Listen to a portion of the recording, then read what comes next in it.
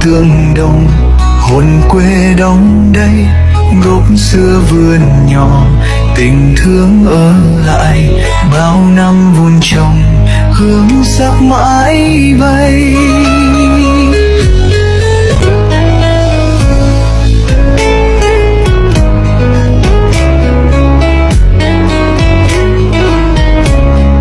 Nhà vườn chân dương nghệ thuật thật say, tương gỗ tương đồng, hồn quê đong đây gốc xưa vườn nhỏ, tình thương ở lại bao năm vun trồng, hương sắc mãi bay.